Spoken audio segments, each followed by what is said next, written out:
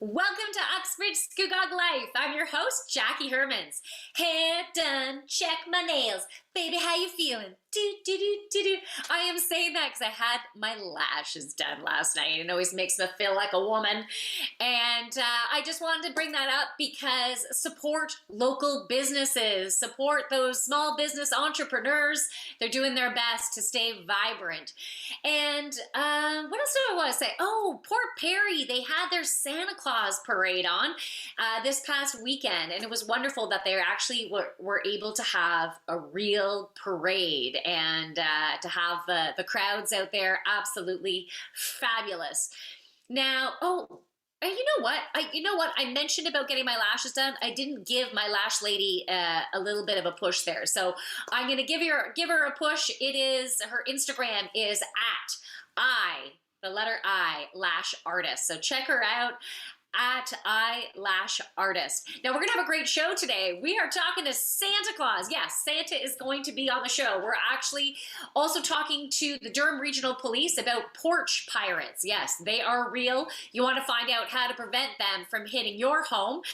And Carrie Ann Large was on Cake Wars. So find out what her experience has been like on Cake Wars. Well, all that and so much more on Uxbridge Scugog Life. We'll be right back. Keep watching.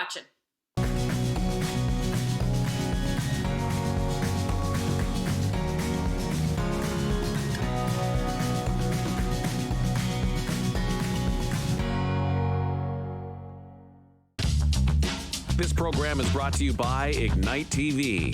Now you're in command. Visit Rogers.com for more details.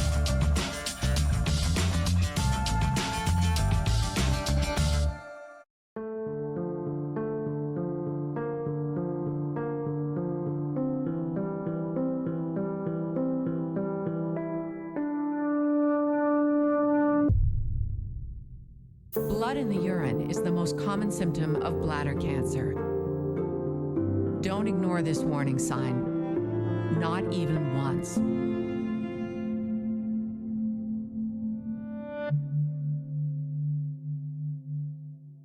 Hi, I'm Jennifer. And I'm Allison. You're not going to want to miss the next episode of The Parenting Show. We're talking about tips to reduce the stress of the holiday season. And I think we all need that this year especially. Absolutely. And that's right here on Rogers TV.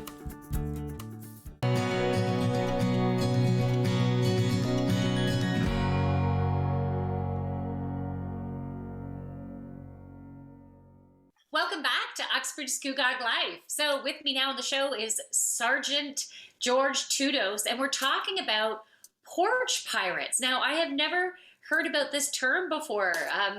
Can you give me a little bit more of an idea of what this is all about? So I know that the porch pirate terminology has been utilized, and that's from other services in the U.S. and Canada, and it refers to the thieves that go around, especially at this time of the year, stealing parcels from people's driveways, from their doorsteps, and that's what we refer to them as porch pirates. Okay, so what are some things that we can do to prevent this? Because, most people are... apparently the shopping malls are pretty quiet right now. So I take it most people are going on Amazon or wherever to get their holiday gifts. So, and not everyone is working from home. So what are some things that we can do to help prevent these porch pirates from striking? Well, I can definitely attest to the malls being emptier than normal. And I guess because of COVID, everyone has kind of adapted to, shopping online.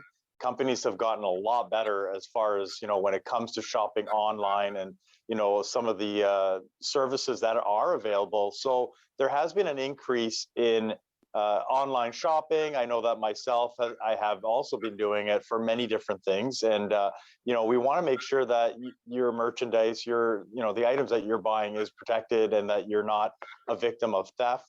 And some of the tips that we, do encourage is that you track, there are certain companies that have a tracking system, so you can track your shipment, when it's going to arrive on your doorstep. So keep an eye on that. And then when it does, make sure that there's somebody either at home that's able to take that parcel and put it inside the home.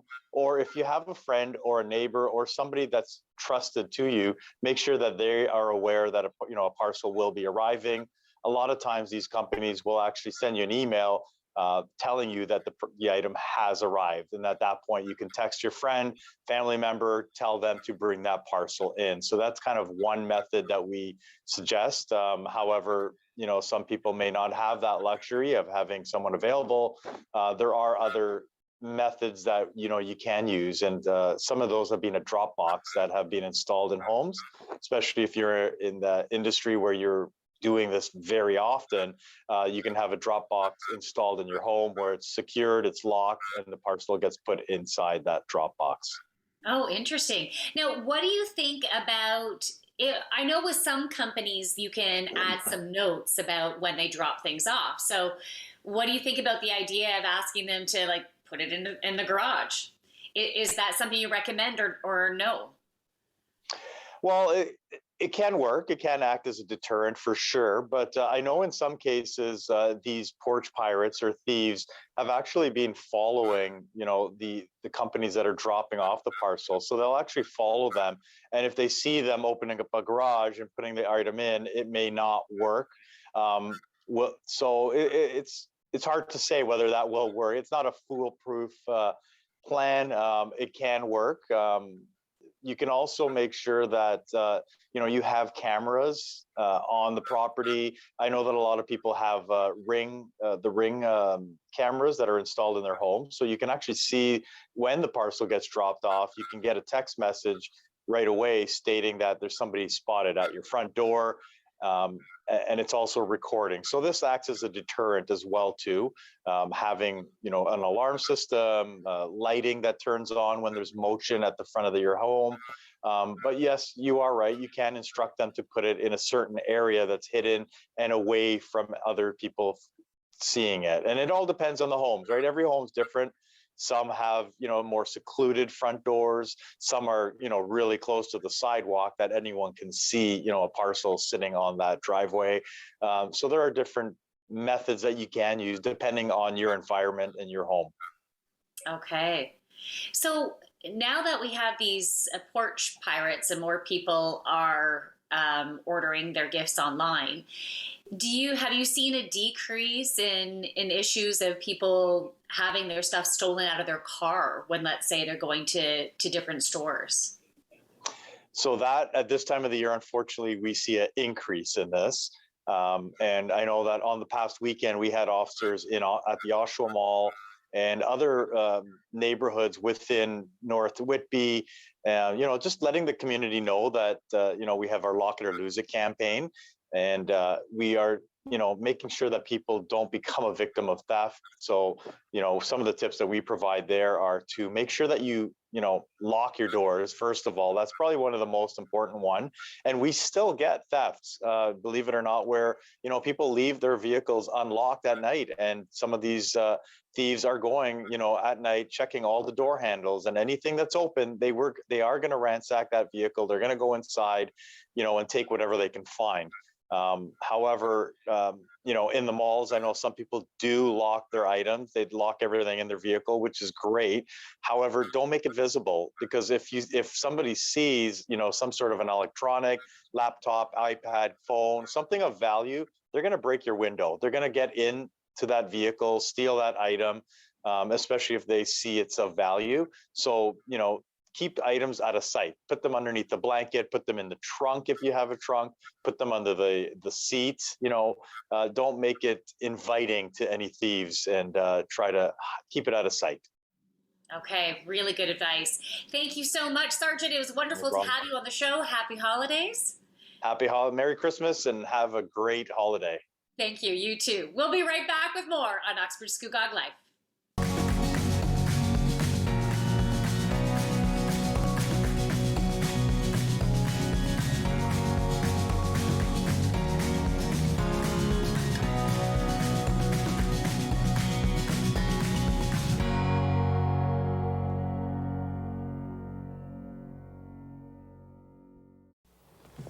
Your visit isn't really necessary.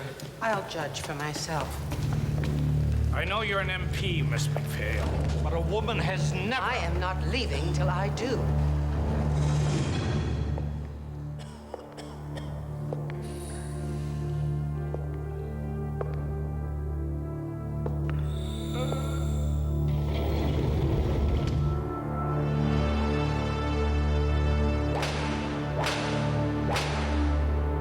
How can such a society be called civilized? If those appalling conditions don't change, that prison will explode! Perhaps our lone lady member is too fragile to know what is normal in a prison.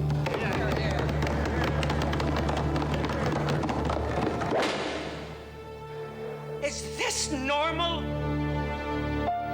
Her courage would lead to the overhaul of the entire Canadian penal system. Agnes McPhail, Canada's first woman MP.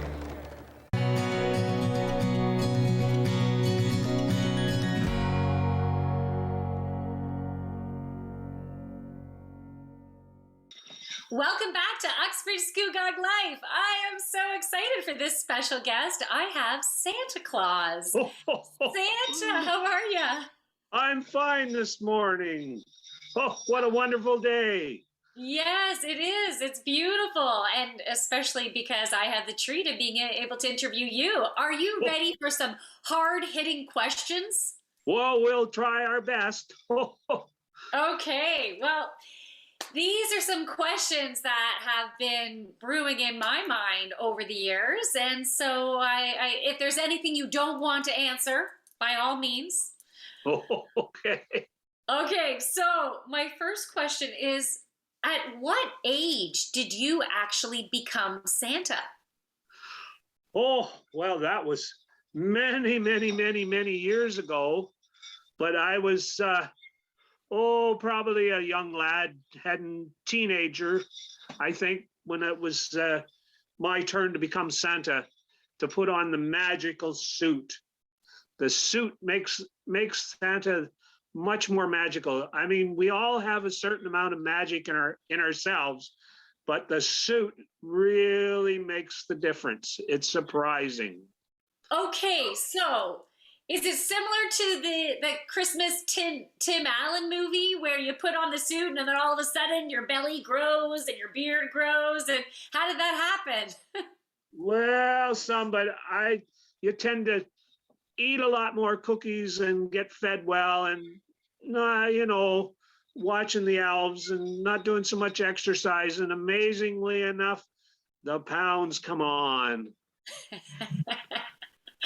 Oh, that's amazing. Yes. So how were you chosen in the first place? And were you in just a regular family, have regular mom and dad on, living a regular life, or how were you chosen? Well, it's among the elves at the North Pole, and we kind of chosen whatever, and it's more to do around the elf. We don't look at it as a regular family thing. So you started off as an elf, or you are an elf?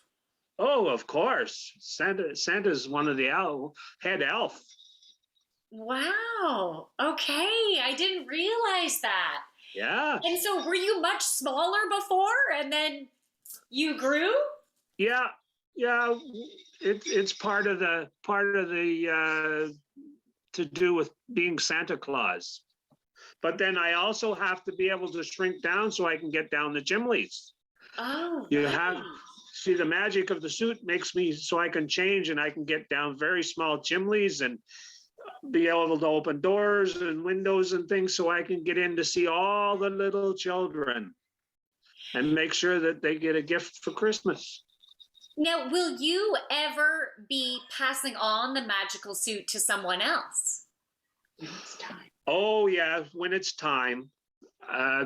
It's quite, when it's time. I mean, through the years and the generations, as things change, sometimes we need a younger Santa to carry on. Oh, okay. So during your off season, do you ever shave the beard? Oh, yes. Shortly after the Christmas, after January, the Orthodox Christmas. Then I shave it off so that the Mrs. Claus and I can go on a holiday, and then we won't be known quite as well. And it will grow back, and it's good to get a fresh beard ready for the new year. Can I ask, where are some places that you and Mrs. Claus like to vacation? Well, Mrs. Claus and I really enjoy a small island in Hawaii. It's very lovely, but we do like some of the small islands in the Caribbean where we like to get warm once in a while.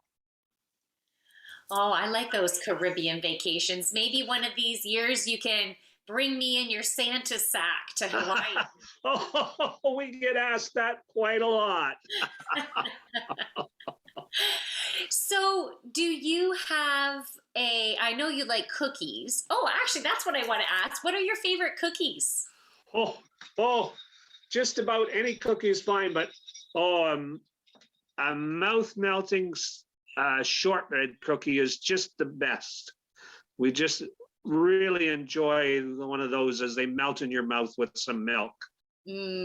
Oh, that sounds delicious. You're making me drool right now. This time of year, how many hours of sleep are you getting per night? Oh, not too much. It's a very busy season with getting all the toys ready, keeping the elves under control, and doing all sorts of promotional work on parades, and looking to talk to the little children about their Christmas wishes. So we're quite busy.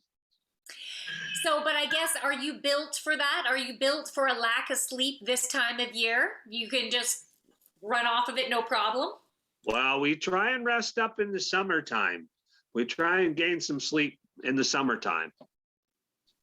Okay, well, that's good. You definitely need to get that self-care afterwards to recuperate. Oh, for sure. That's what we do enjoy on the holiday. Okay, well, I wish you all the best. I hope everything goes super smooth this year. Great. We're planning on it. All right, well, I look forward to having you come through my chimney, and I hope you have a wonderful Merry Christmas, Santa. Thank you for coming on the show. Oh, Merry Christmas. Merry Christmas. We'll be right back with more on Uxbridge Scugog Life. Bye, Santa. Bye.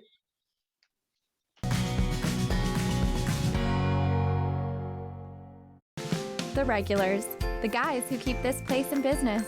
Last week, they had something to celebrate. Jason had just finished university, so they toasted his profs, his TAs, his old roommates. Well, they toasted just about everyone. But I worry about and take care of my guys. So even when I know they're not driving, sometimes that means bringing them a little surprise. And then they had a drink to me. Brought to you by Smart Serve Ontario and Arrive Alive, Drive Sober. Hi, I'm Melinda from Move with Melinda. I am so excited. We have an 8-part fitness series out now. We're going to include stability ball training, resistance training, aerobic training, and flexibility. Right here on Rogers TV. Stay fit, stay healthy.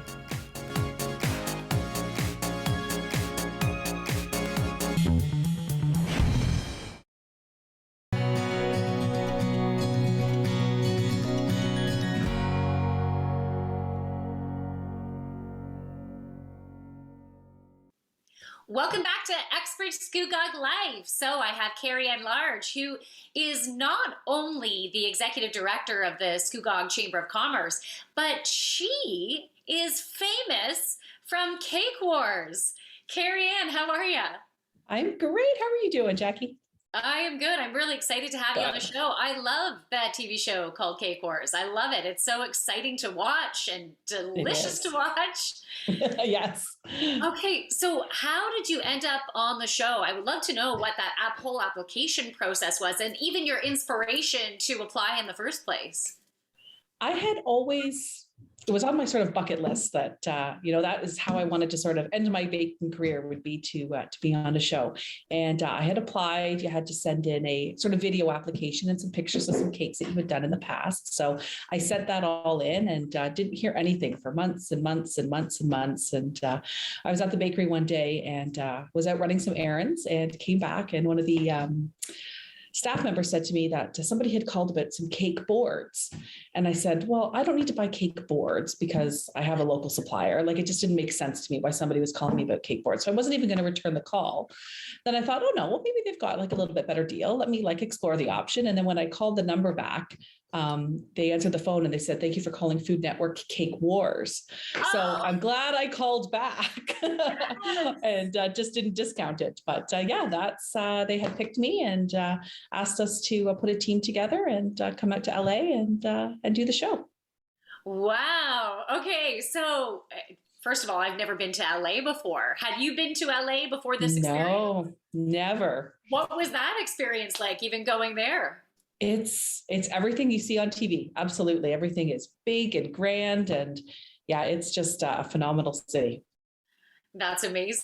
Okay, Yeah. so I would love to know, in the studio when you're filming the show and they give you so many minutes to create these extravagant creations, is it really stressed for time? Is the time crunch so tight that you're sweating buckets?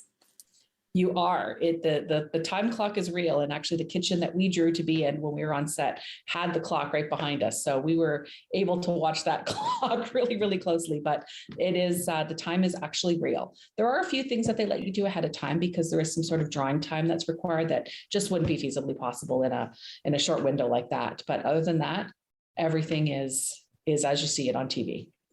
Now, before they give you the theme for your cake, do you have time to say, okay, I need all of these supplies, or is everything like, this is what we have, so you're just going to have to make do with what we have available for you? Yeah, they have an entire pantry for us that we can go pick and choose from. Everything that you can possibly imagine is there. So yeah, you get the theme and off you go. Wow. Okay, so how did you do? I haven't seen your episode. How did you do with the challenges? We did really, really well, actually. We, at the very, very end of it all, we were the first runner-up. So we didn't quite win, but we were first runner-up. We lost by 1 point. Oh, that must have been 1 point.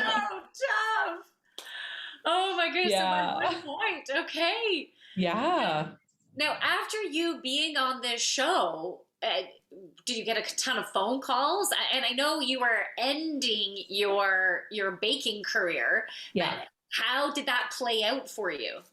We did. We got a lot of calls because we were actually the first, and to my knowledge, only Canadians that were asked to come to the American version of Cake Wars. So it was pretty exciting. There was a lot of media press around it. We had a night at the bakery where we could screen the show when it actually aired, because it does air about 6 months after you record it. So yeah, it was a big rally in the community behind us, and yeah, business soared after that. Oh, that's amazing. Yeah. So what type of television networks were you on afterwards promoting that you had been on the show? We did a stint on Rogers as well. We were on a global news story as well, and just some media press with the local Whippy this week. Back at the time, yeah. So now that you no longer have your bakery, are you still getting your bacon on? How are you getting that fulfilled for yourself? I go to Dairy Queen and get ice cream cakes. That's how I do it. I don't bake anymore. I will bake just a little bit of stuff for family, but I don't really bake much anymore. I've got some cats in my house, so it's not something that I do for other people. What about during the Christmas holidays? Have you been doing any type of cookie baking? Just some chocolate chip cookies. That's about it. That's my family's favorite. So it was my favorite thing to bake when I was at the bakery. So that's one tradition that I've kept going forward. Okay, so now that this has been checked off of your bucket list, we only have 30 seconds here. Is there something else you want to achieve? Oh, you know what? The biggest thing for me when I left my career and started the career at the Whitby BIA and now at the Scugog Chamber is just helping other businesses know that they can achieve any dream and any goal that they put out for themselves. So, oh, Carrie Ann, if I can do that, that's great. Awesome. Maybe you and I should have coffee. You can help me with my small business for inspiration. Yes. Thank you so much, Carrie Ann. Hopefully we'll have you again on the show. We'll be right back with more on Uxbridge Scugog Life.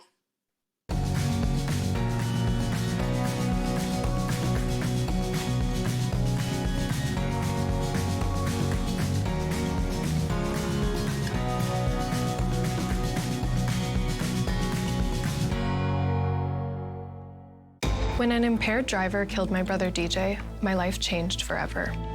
Life has changed for all of us during the pandemic, and many people are turning to alcohol and drugs to cope. Even though most of us are staying home more, police across Ontario are seeing an alarming increase in impaired driving and the horrible devastation that goes with it. Now, more than ever, we need your commitment to never drive impaired and to encourage all of your family and friends to do the same. Together, we can save lives.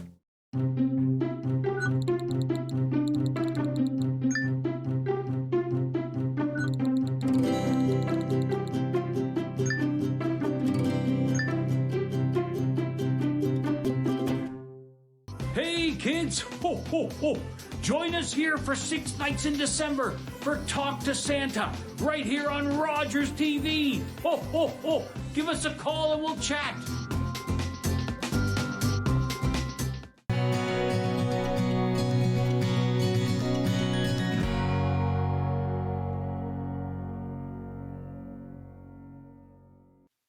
Welcome back to Uxbridge Scugog Life. So that's a wrap. You know, because Christmas is only a couple days or a couple weeks away, and many of you are having those gifts sent directly to your home, have a plan in place. And maybe if you have those neighbors that are going to be at home, they can keep an eye at your front door for those gifts. And, you know, use that tracking service so you can see when those gifts are going to arrive, and keep those car doors locked. Now, it was so special to have Santa on the show. That was very cool. Maybe I could somehow have him on the show once he shaves that beard after Christmas is done. But I guess he wants to stay incognito, so I don't know if I can make that happen. But yeah, I'm gonna give it a try. I still want to try to jump in his Santa sack for when him and Mrs. Claus are going to Hawaii. That would be a super cool experience. So I hope you are staying safe over the holidays, and make sure you don't drink and drive. We have taxis in town, right? I'm pretty sure we have Ubers here, right? Or walk. Uxbridge is not massive, so please don't drink and drive. Stay safe. And it would be wonderful if you want to be on the show. You can send us an email, uxbridgescugog@rci.rogers.com. We will see you next week. Bye.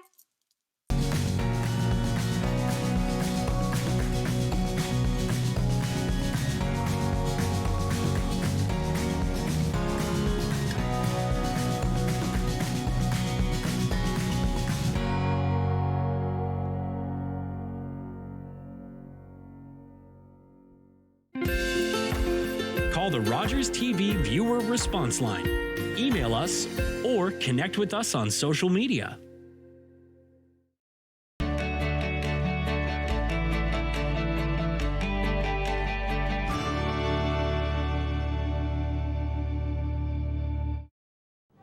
The world's most famous Canadian, Grey Owl, just back from a triumphant British tour, is to be a reluctant guest at a gathering of First Nations.